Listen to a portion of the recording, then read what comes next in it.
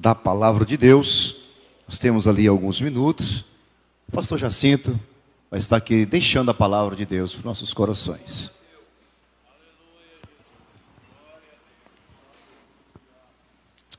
Meus amados irmãos, eu saúdo a todos com a gloriosa paz do Senhor. Louvamos a Deus por poder estar na casa do Senhor nesta noite de domingo. Estivemos pela parte da manhã na escola bíblica dominical, aonde foi uma bênção. Eu ministro aulas para a classe Miriam, que é dos jovens, e tivemos hoje um assunto bastante importante, baseado na carta de Paulo a Timóteo. O traje das mulheres. E o autor da nossa lição é o pastor Silas Queiroz, que mora em Ji-Paraná. Então, como os irmãos já me conhecem, eu meti a doutrina, foi sem dó. Mas aí não sobrou só para as meninas, sobrou para os meninos também. Pena que tinha pouco, né? Mas depois eu alcanço o alvo. Amém. Jesus é maravilhoso, irmão. Ninguém escapa dele. Não adianta fugir, não adianta correr. Ninguém escapa dele. Certo é que nós estamos alegres. Ore por nós. Sábado, por essas horas, eu estarei com eles em Novo Horizonte, do Oeste. Nem sei se tem Oeste, mas que nós vamos. Pelo menos praticamente eu e mais uns 50 estaremos ali no próximo sábado. Estejam orando pela nossa estada ali com nossos irmãos. Vamos abrir as nossas Bíblias em Atos dos Apóstolos, no capítulo de número 26, versículo de número 14. Atos dos Apóstolos, 26, versículo de números 14 ao 19. Glória a Deus. O Senhor é bom e sempre tem nos ajudado. Os louvores já falaram conosco, as palavras que os irmãos puderam trazer já pôde nos orientar dentro daquilo que nós precisávamos. Mas o Senhor ainda quer falar conosco. Todos encontraram Atos 26, versículos 14 ao 16. Amém. Está escrito assim: e caindo nós todos por terra, ouvi uma voz que me falava, e em língua hebraica dizia: Saulo, Saulo, por que me persegues? Dura coisa é te recalcitrar contra os aguilhões. E disse eu: quem és, Senhor?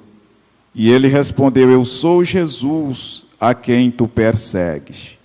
Mas levanta-te e põe-te sobre teus pés, porque te apareci por isto, para te pôr por ministro e testemunha, tanto das coisas que tens visto, como daquelas pelas quais te aparecerei ainda. Versículo 17 diz: livrando-te deste povo e dos gentios, a quem agora te envio, para lhes abrires os olhos, e das trevas o converteres à luz, e do poder de Satanás a Deus, a fim de que recebam a remissão dos pecados e sorte entre os santificados pela fé em mim. Pelo que, ó rei Agripa, não fui desobediente à visão celestial. Diga comigo: não fui desobediente à visão celestial. Tomai o vosso assento. Meus irmãos, nós estamos diante desse texto, e diga-se de passagem conhecido por todos nós, leitores da Escritura Sagrada, a poderosa palavra do Senhor. Essa parte que nós lemos narra-nos o encontro do Senhor Jesus com o apóstolo Paulo, através de uma determinada visão. A visão, ela domina a vida. Dependendo como é a minha visão, é a forma que eu vou agir. Nós estamos vivendo um período em que as pessoas têm falado muito sobre visão, mas o certo é que mesmo falando sobre visão, alguns deles não têm saído do lugar, não têm conseguido trazer a solução dos problemas da humanidade que aí está. Por certo é que a visão me controla. A visão que eu tenho de um determinado momento me governa. E através desta visão que me governa, eu vou me tornar aquilo que talvez eu projetei ser. E o Paulo disse que a igreja não deve andar por vista. Andar por vista é a forma que eu estou enxergando você agora. Eu vejo alguém com roupas vermelhas, de óculos coloridos nos olhos, umas com vestidos de flores, outra com vestidos lisos, uns de algodão, outros de chita, outros de malha. Isso é vista. Mas quando eu ando em visão, eu adentro na igreja e começo a ver alguma coisa. Eu começo a perceber a forma que Deus trabalha no meio do seu povo. Isto é visão. Os projetos que eu faço, talvez pela fé, ao longo prazo, não é vista, é visão. Eu consigo enxergar lá na frente. Então Paulo, diante desse exposto, ele teve uma visão.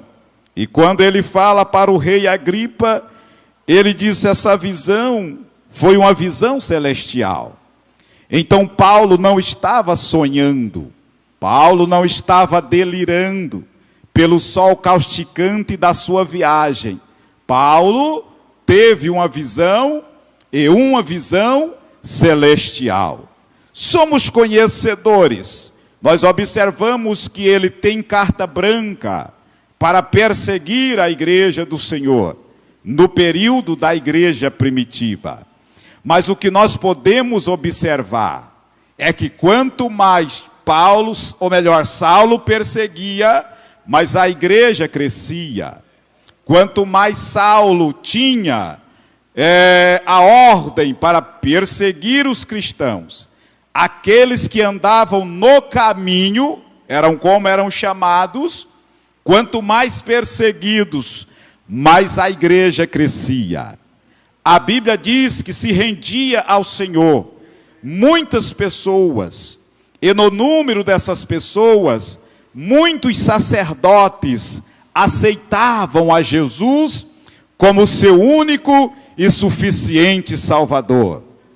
A igreja primitiva, ela não temia os ataques, nem de Herodes, nem de Agripa, nem de Félix, e nem de Nero, e nem de ninguém. A igreja, ela sabia em quem confiava, ela sabia em quem acreditava, ela sabia em quem depositava a sua fé. Por mais que eles sabiam que o Saulo estava perseguindo a igreja, eles já tinham conhecimento que um dia Pedro havia sido preso, mas pela oração da igreja, na casa da irmã Maria, Jesus chega lá, abre as prisões, atravessando 16 soldados, e entrega Pedro vivo e intacto para a igreja. É que quando a igreja confia, Deus devolve aquilo que era precisa. Quem está entendendo aqui? Aleluia. Quando a igreja confia, ela não perece. Quando a igreja confia, o Senhor trabalha no meio dela. Mesmo a igreja entendendo que já tinham passado por essas perseguições, Pedro havia sido devolvido, mas Tiago morreu à espada. A igreja continuava de pé, entendendo que perseguições não impediria que a palavra do Senhor fosse implantada aonde quer que eles estivessem. Nós, da igreja brasileira, precisamos estar atentos e alertas, talvez com alguns burburinhos que por aí está, talvez por algumas pseudos ameaças que por aí estão, e alguns crentes ficam com medo. Ai meu Deus, o que será da igreja? Não se preocupe, quem cuida da igreja é Jesus Cristo, é Ele que é o dono dela. Quem verteu o sangue na cruz do Calvário por ela, sabe cuidar dela e sabe o que ela necessita. Aleluia. Jesus, ele disse: quando vocês verem todas essas coisas acontecerem, levantai a vossa cabeça, porque a vossa redenção está perto. Então crente não tem que perder o sono preocupado com o governo A, com o governo B, com o deputado fulano, com o juiz fulano de tal. Não, a igreja não tem de se preocupar com nada disso. É que quando a perseguição ferrenha chegar, essa igreja vai chegar aos pés de Jesus e orar a oração do Apocalipse, dizendo: ora vem Senhor Jesus, ora vem Senhor Jesus, ora vem Senhor Jesus. E o Cristo que ama essa igreja, que comprou essa igreja, que lavou essa igreja com o seu santo sangue vertido na cruz do Calvário, Deus o Pai vai ordenar que as trombetas tocam e a noiva vai subir ao encontro do Todo-Poderoso. Quantos acreditam, dê um brado de glória. Perseguição nunca impediu a igreja. Perseguição nunca fechou porta de igreja. Porque quando fechava a porta, eles iam por mato. Quando fechava a porta, eles iam para as catacumbas, ora lá. Quando fechava a porta, eles iam para as florestas. Mas a igreja, eles podem até fechar o templo, eles podem até mexer no nosso CNPJ, mas a igreja verdadeira, as portas do inferno não prevalecerá contra ela.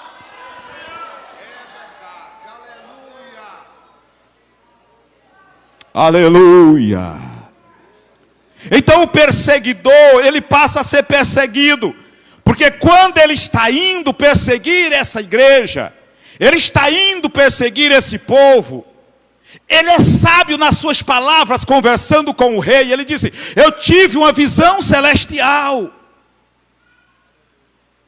É que o dono da igreja se posiciona na frente dele e lança essa pergunta para ele: Saulo, Saulo, por que você me persegue?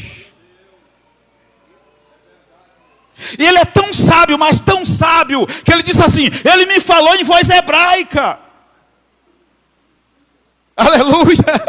Então Paulo sabia com quem ele estava mexendo e quem estava falando com ele, ainda que ele ouve assim um pequeno disfarce. Mas ele comenta com o rei: eu tive uma visão celestial. Dentro desse contexto, eu começo a falar sobre algumas visões que mudaram a vida do apóstolo Paulo. E que pode mudar a nossa também. Então a primeira visão que muda a vida de Paulo é a visão do Cristo vivo.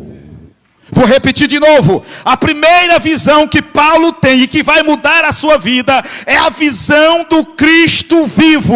Observe que Cristo aparece para ele e chama ele para a salvação, dizendo: porque você me persegue, duro será para você recalcitrar contra os arguilhão, contra o teu chamado, contra a corrente que agora eu estou te cercando, eu estou te chamando para a salvação. Saulo, de perseguidor, você vai passar a ser perseguido. Essa visão mudou a vida de Paulo. É que quando Cristo aparece para alguém, o seu caráter é mudado. Quando Cristo vivo aparece para alguém, a sua maneira de agir é mudada. Quando o Cristo ressurreto aparece para alguém, a sua maneira de agir diante da sociedade também é mudado. Quando o Cristo vivo aparece para alguém, o vocabulário desse alguém é mudado. Porque ele não encontrou com o governador, ele não encontrou com o rei, ele não encontrou com o juiz, ele não encontrou com político nenhum. Ele encontrou com Cristo ressurreto. E quando Cristo aparece, ele muda a vida de Paulo. A partir do momento que ele tem essa visão, ele tem um outro chamado. Uma chamada para tomar uma posição. Qual posição? Ele disse: se coloca de pé.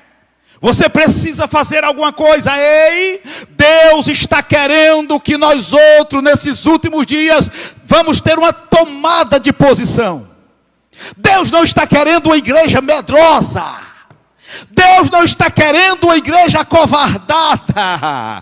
Deus não está querendo uma igreja tremendo de medo. Deus está querendo uma igreja que confia no seu potencial e naquele que dá o potencial para ela, o Senhor Jesus Cristo, que fez os céus e a terra.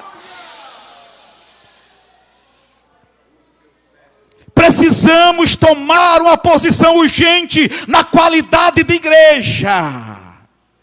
Nós estamos vendo os noticiários e ficamos com medo, perguntando: o que será da minha família? O que será dos meus filhos? Eu estava conversando com alguém recente, ele disse assim: a preocupação não é comigo, a preocupação é com as criancinhas que estão chegando. Ei, se ele é o dono da igreja, ele cuida de você e cuida dos nossos pequeninos também. Eu vou repetir para você entender: se ele é o dono da igreja, ele cuida de você e cuida da nossa geração. Se ele é o dono da igreja, ele vai cuidar da tua família, ele vai cuidar dos teus negócios, ele vai cuidar do teu casamento, ele vai cuidar da tua empresa, ele vai cuidar dos teus sonhos. Só quem acredita que ele cuida, levanta a mão e dê um brado de glória. Agora eu preciso tomar uma posição e dizer: eu vou fazer a tua obra.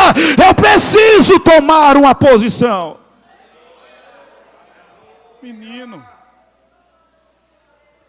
a primeira visão que Paulo tem, que o Saulo tem, é do Cristo ressurreto. E a partir do momento que nós tivemos a visão do Cristo ressurreto, as coisas começam a mudar. A partir do momento que eu tive uma visão do Cristo ressurreto, eu passo a ter mais comunhão com Ele. A partir do momento que eu tive uma visão do Cristo ressurreto, eu passo a ser mais íntimo dEle. Nós estamos precisando, como nunca, sermos mais íntimos de Deus. Sermos mais íntimos do Senhor Jesus Cristo. Tudo parece, no período da pandemia, nos amedrontou. Eu ouvi algo assim bem importante. Foi até a doutora Edmeia que estava pregando, uma pregadora que nós temos aí no Brasil. E alguém falando para ela, dizendo o seguinte: eu assisto os cultos em casa, lá pela televisão. Aí ela fez a pergunta para a pessoa, dizendo o seguinte: mas vem cá, você estando no culto, você está presente, você sente alguma coisa? Aí ela fez a pergunta para a pessoa: para você é poder sentir emoção em um futebol, você se sente bem assistindo em casa ou lá no estádio? A pessoa disse: é no estádio, porque eu estou presente com as pessoas. Quando você quer ver um jornal, você fica alheio às notícias que estão informando, ou você fica a par de tudo que está acontecendo? A pessoa disse: não, eu também não fico a par, porque eu estou assistindo em casa. E ela disse para a pessoa: o culto é do mesmo jeito. Você até que pode assistir, mas você não está presente. Você está vendo pela televisão, você está vendo pelo celular, mas você não está presente. É que quando você está presente, o dono da igreja, o dono do culto também está presente, e começa a falar com você, começa a te dar os dons espirituais, começa a te dar revelação do céu, começa a te dar dons da profecia. Os milagres começam a acontecer, porque tanto você está presente, como o dono da igreja também está presente. A igreja precisa tomar uma posição e entender que eu estando presente no culto, o Senhor fala melhor comigo. Eu estando presente no culto, o louvor fala melhor comigo. Eu estando presente no culto, a minha comunhão com meu irmão unção vai aumentar. Eu estando presente no culto, o Senhor vai falar fortemente comigo. Mas você sabe quando é que isto pode acontecer? No dia que eu tive uma visão do Cristo ressurreto. Quantos aqui já tiveram e viram o Cristo vivo na tua vida? Adora o nome dele nessa noite. Visões mudam vida. Visões faz com que o nosso destino seja modificado. A outra visão que muda a vida de Paulo foi a visão da obra missionária. Ixi. Eu me lembro do profeta Isaías. Quando até então ele entende que está vivendo em uma sociedade ímpia, presbítero irmão divino. Ele vai para a sua oração e ele tem uma visão do trono. E quando ele tem a visão do trono, ele vê serafins voando e aclamando a santidade de Deus. Dizendo: santo, santo, santo é o Senhor dos exércitos. Toda a terra está cheia da sua glória. Isaías observa. Ele vê que a glória do Senhor invadia a casa, porque a Bíblia diz que o séquito do Senhor, as abas da sua vestimenta invadia a casa, e os umbrais da porta começavam a tremer. Isaías agora começa a reconhecer o seu pecado, a sua iniquidade, as suas calamidades. E ele disse: ai de mim, porque vou perecendo. E os meus olhos viram o Senhor dos exércitos, o Senhor da glória. Só que Isaías reconhece que havia uma necessidade, porque houve um clamor na visão de Isaías no templo: a quem enviarei? E quem há de ir por nós? Isaías agora entendendo, depois que o serafim vai no altar, toca a sua boca com a brasa do altar, Isaías entende que estava pronto para o chamado missionário. Quando ele ouve o bradar da voz: a quem enviarei?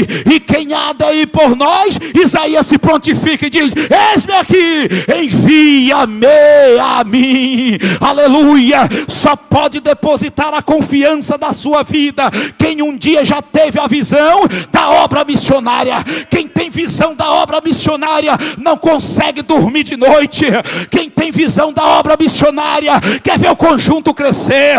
Quem tem visão da obra missionária quer ver a igreja cheia. Quem tem visão da obra missionária, se ele prega um sermão, ele quer pregar dois. Quem tem visão da vida missionária, quem canta o hino quer cantar três. Quem tem visão da vida missionária precisa entender que Deus sempre está te chamando para a sua obra, chamando para a sua obra, chamando para a sua obra, chamando para a sua obra. E Deus nessa noite está querendo abrir a tua visão e você enxergar e contemplar que os campos já estão brancos para a ceifa. Quem falou isso foi o próprio Jesus Cristo.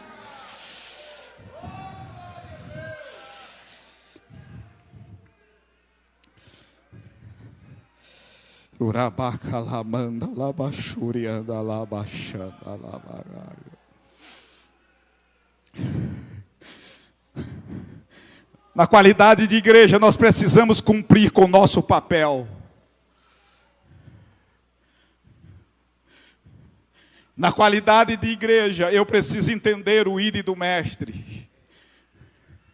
Pastor, mas eu não sei pregar, mas você sabe orar por quem prega. Pastor, eu não consigo ir, mas você consegue contribuir para quem vai. Aleluia, aleluia, aleluia, aleluia. Quem sabe você diz: eu não consigo interpretar a Bíblia, mas você consegue orar para Jesus, dar inteligência para quem interpreta.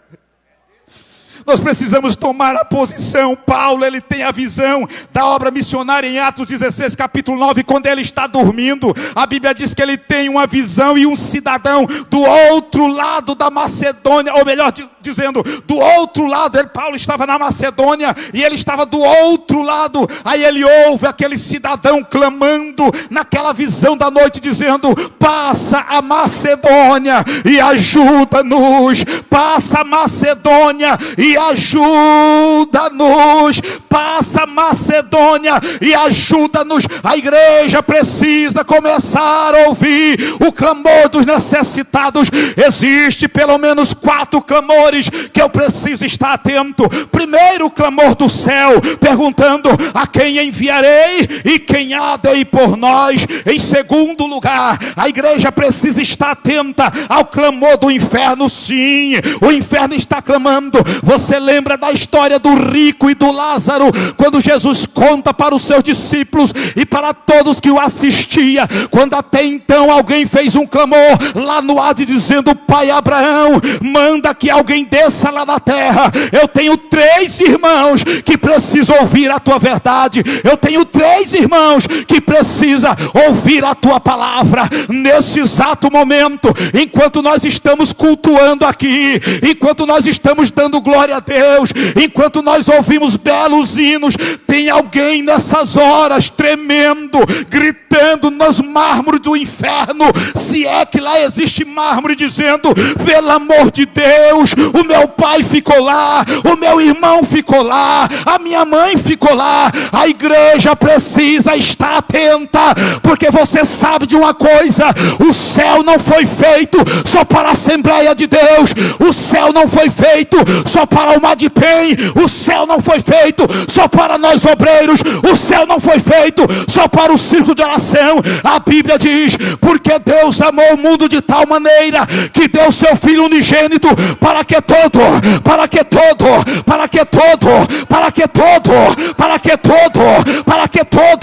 aquele que nele crer não pereça, mas tenha a vida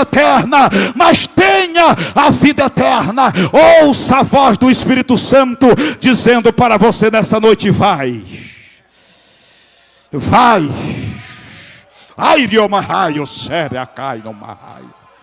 Ouça o Espírito Santo te capacitando de autoridade nessa noite. Ouça o Espírito Santo te dotando com o dom da palavra nessa noite, dizendo: vai. Vai, porque eu vou salvar. Vai, porque eu vou socorrer. Vai, porque eu quero livrar. Vai, porque eu quero dar. O Espírito Santo nessa noite está dotando essa igreja de um poder sobrenatural, e sairemos daqui voando sobre as asas do Espírito Santo, porque todo o poder pertence a Ele, e a igreja vai continuar marchando para a glória do nome do Senhor. Visão da obra missionária. Nós estamos vivendo um período de um clamor muito grande. Me desculpe quem é, e me desculpe quem está estudando, e talvez se estiver sendo transmitida, por favor, me desculpe quem vai ouvir. Mas nós estamos vivendo uma corrida pela cura da mente. E eles dizem a cura da alma. E eu li um livro recente do Dr. Rodger, e ele disse que o psicólogo não cura a alma, ele trabalha a mente, mas não cura a alma. Porque quem cura a alma é só Jesus Cristo. E ele ainda disse que é comum as pessoas fazerem sessão, e mais sessões, mais terapias, e tanta psicoterapias, e não consegue se livrar do problema. Dentro de poucos dias volta de novo com o mesmo problema, porque o psicólogo, o psiquiatra, o psicanalista, ele cuida da mente, mas da alma. Primeiro, quem cuida é Jesus. Segundo, quem cuida é a igreja.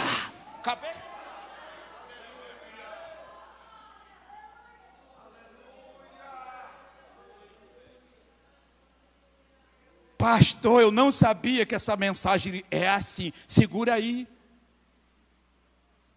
Quem cuida da alma do povo, primeiro, Jesus Cristo. Vinde a mim, cansados e oprimidos, eu vos aliviarei. E segundo, a igreja, fazendo o quê? Acolhendo. Vem para cá, caba rei. todo ruim. Vem para cá. Ah, eu estou assim, não, vem para cá. Se vem para a irmã do círculo de oração, irmã, eu estou ruim. Vamos fazer a campanha. Não é de 7, mas é de 10. Vai funcionar do mesmo jeito. Vem para cá, vem para cá. Chega aqui no vocal todo ruim, velho, todo feio. Aí a juventude diz, não, a gente tem consagração a cada 30 dias. Vai lá, que tem um neguinho doido do beiçaço. Ele não gosta que eu falo, mas já falei. Lá tem um presidente doido do beição, que quando ele ora, acontece alguma coisa no nosso meio. Vamos lá, vamos lá. Aí a igreja, aí a pessoa que estava deprimida, de repente, meu Deus, fui por meio da juventude, já estou curado. Meu Deus, fui por meio do ciclo de oração, já estou curado. Eu fui para aquela igreja, virei obreiro, e não é que eu já estou curado, velho. Aleluia! Jesus faz isso no meio do seu povo. Aleluia! Ele cura, a igreja zela, a igreja trata, e um dia todos nós subiremos para as mansões celestiais. Eu preciso ter visão missionária.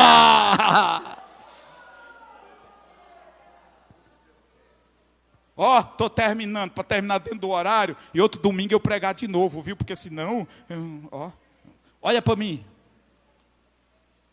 Não é, pastor Elias? É verdade. Então, a segunda visão que mudou a vida de Paulo foi a visão da obra missionária. Ele estava dormindo. E mesmo no sono, o Espírito Santo dizendo, desperta, caba velho. E alguém dizendo, socorre-nos, socorre-nos. Deixa eu te dizer uma coisa. Você, patrão, o teu empregado está clamando, me socorre. Vamos mudar essa mentalidade de patrão e empregado. Ele está querendo o teu socorro. Jesus está falando aqui. E eu sei quando ele fala, ei, lá na faculdade tem um professor clamando por socorro. Ele quer ir além de professor e aluno. Você precisa ser o tratador da alma dele. Lá no colégio tem alguém precisando da tua ajuda. Aquele coleguinha que senta do teu lado, ele não senta por sentar. Ali é o teu campo missionário. Deus está dizendo, eu te chamei, eu te coloquei lá. Você vai ser curador de vida. Jesus disse, quando vocês saírem por aí conversando com o discípulo, vocês vão limpar os leprosos, vocês vão curar os enfermos, vocês vão expulsar demônios. E tem uma, se beber alguma coisa mortífera, ainda não vai fazer dano algum, porque eu vou estar com vocês até a consumação dos séculos. Até a consumação dos séculos. Eu preciso ter visão missionária para que a obra continue prosperando. Termino. Aleluia. A outra visão que mudou a vida do apóstolo Paulo foi a visão do paraíso.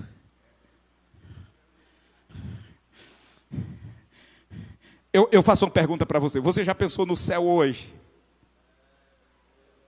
Paulo disse aos Colossenses capítulo 3, se já ressuscitaste com Cristo, pensai nas coisas que são. Se já ressuscitaste com Cristo, pensai nas coisas que são de cima, e não nas que são de baixo. É a Bíblia que está dizendo. Mas nós estamos vivendo numa corrida pelas coisas que são de baixo. Nós estamos vivendo uma corrida desenfreada. Tem gente que não enricou no tempo de novo, depois de velho está querendo enriquecer. A Bíblia não ensina ninguém a ser preguiçoso, mas Paulo disse assim, tendo o que comer, o que cobrir, esteja com isso contente. Tem muita gente deprimida porque não passou. Eu posso falar, pastor Marcelo, já que o senhor está sendo presidente interino. Tem muita gente entrando em depressão porque não passou no concurso, que ia pagar 10 mil reais. Deus sabe, se tu ganhar 10 mil reais, tu vai passar por cima dos outros. Então fica ganhando só o salário do governo, da prefeitura, e fica contente onde você está. Ainda não tem faltado feijão, não tem faltado arroz e a roupinha para você vestir. Esteja contente com isso, porque quando for na hora certa, Jesus vai te colocar no lugar onde você quer chegar. Mas vai ser na hora dele, no momento dele, não no teu momento. Entenda isso, nós precisamos ter a visão do céu, a visão do paraíso. Quando eu tenho a visão do paraíso, a minha vida aqui na terra é só de passagem. Você já viu peregrino, Gustavo? Não para em lugar nenhum. E Pedro disse que nós somos peregrino e forasteiro. O peregrino, ele não tem uma casa alugada. Ele mora nos lugares assim, não. Tem como eu ficar? Tem. Ele é peregrino. Ele não pode ter um lugar para ele ficar.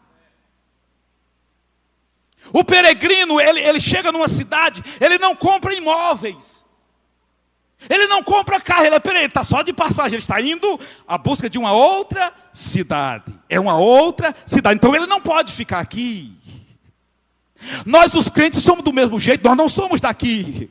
Então vamos trabalhar aqui, para quem é solteiro, casar aqui, namorar aqui.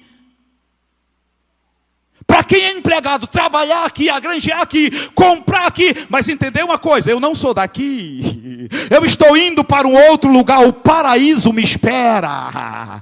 O paraíso é o meu lugar. A Bíblia diz que Paulo, quando ele tem essa visão do paraíso, ele viu a superioridade do céu. 1 Coríntios, capítulo de número 2, versículo 9, ele disse: as coisas que o olho não viu e não subiram à mente do homem, os ouvidos não ouviram, é o que Deus preparou para todos aqueles que o amam. Aquilo que a ciência ainda não descobriu, aquilo que a NASA ainda não descobriu, a Bíblia está dizendo: Deus preparou para os que o amam. Quando Paulo tem a visão do paraíso, ele tem os seus processos emocionais confortados. Por quê? Depois que ele teve a visão, que ele foi até o terceiro céu, ele disse assim: eu não sei se foi no corpo, não sei, mas que foi, foi. Aí ele olhou para os irmãos e disse assim: vou escrever um negócio para vocês, tendo por certo,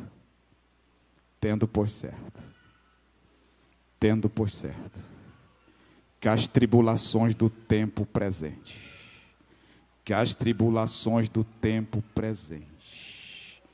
não são para se comparar,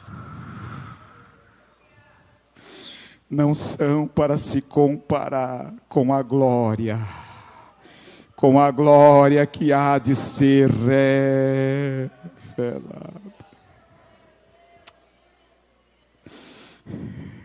Trabalhe aqui, agranjeie aqui, faça alguma coisa aqui, mas a tua mente esteja sempre ligada no céu.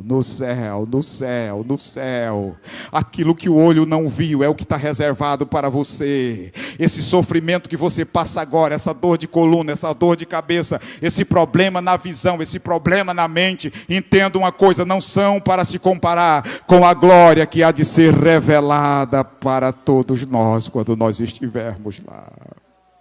Aí João vai referendar o que o Paulo disse lá no Apocalipse, quando ele escreve para nós outros, ele disse: gente, você não sabe dar maior. O que, João?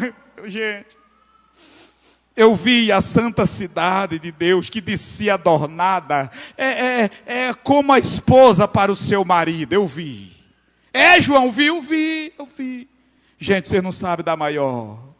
Lá não precisa de luzes, porque quem ilumina lá é o Cordeiro, não é a Energisa, não, quem ilumina lá é o Cordeiro, Gente, eu vi mais alguma coisa lá. João, o que é que você viu? Vocês não sabem dar maior. Eu andei a cidade toda, eu procurei cemitério e não vi, porque a morte lá não tem lugar. Aleluia. João, o que é que tem lá? Você não sabe dar maior. Eu vi também. Eu vi 24 anciões, que quando eles vão adorar o Cordeiro que está sentado no trono,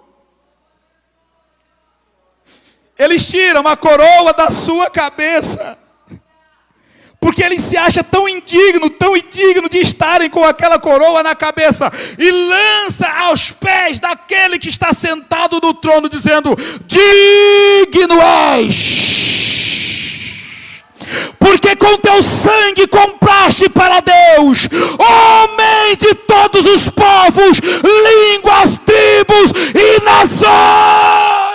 Eles adoram dizendo: aleluia, aleluia, aleluia, aleluia. Ele é digno, ele é digno, ele é digno, ele é digno, ele é digno. Se coloque de pé, que eu quero fazer o convite aqui nessa noite.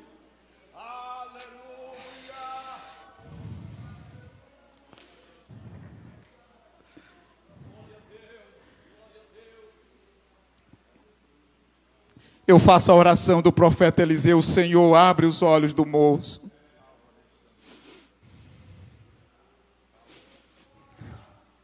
Nós precisamos ter mais visões celestiais. Ver o que Deus está fazendo no nosso meio. Irmão, como foi o culto? Eu não vi nada. Ore dizendo, Senhor, me dê visão celestial. Se você já perguntar para o crente que estava sintonizado, vai dizer, você não sabe da manhã. Eu vi os anjos subindo e descendo.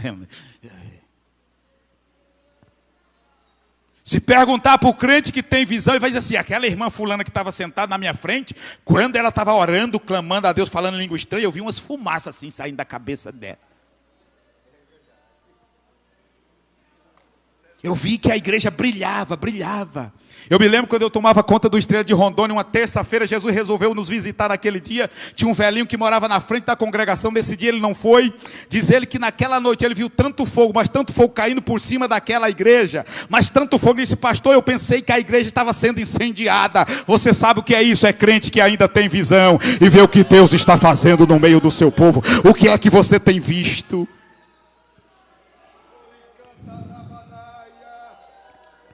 Jesus Cristo morreu na cruz do Calvário para perdoar todos os pecados. O Cristo que chamou Paulo, que deu visão para Paulo, está presente aqui nessa noite e quer abrir os seus olhos também. Aonde está a primeira pessoa para Jesus? A primeira pessoa para Jesus. Venha. Alguém para renovar a sua aliança com Deus. Alguém para aceitar a Cristo pela primeira vez. Aonde está você? Venha. Venha em nome de Jesus. Alguém que saiu de casa decidido, dizendo, hoje eu vou na igreja para mim aceitar a Cristo ou para me reconciliar. Onde está você? Venha em nome de Jesus. Venha. Venha em nome de Jesus. Venha em nome de Jesus.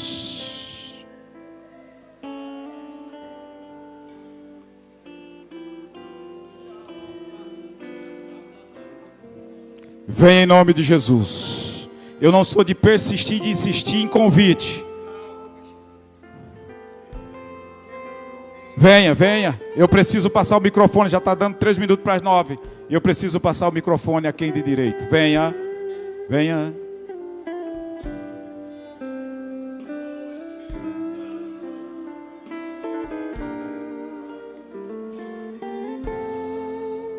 Venha. Jesus te ama. Jesus te ama. Jesus te ama. Venha em nome de Jesus.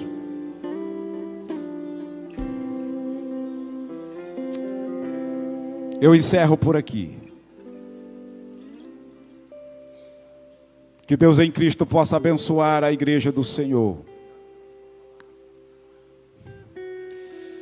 Tome o vosso assento.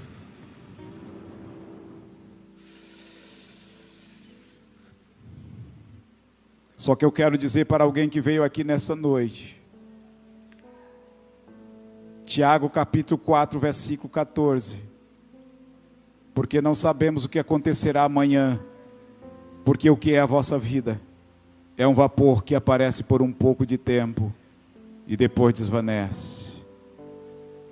Eu tenho plena certeza que as visões que mudou a vida do apóstolo Paulo, mudará a visão de muitos que entraram aqui. E quantos creem, diga aleluia. Deus em Cristo vos abençoe em nome de Jesus.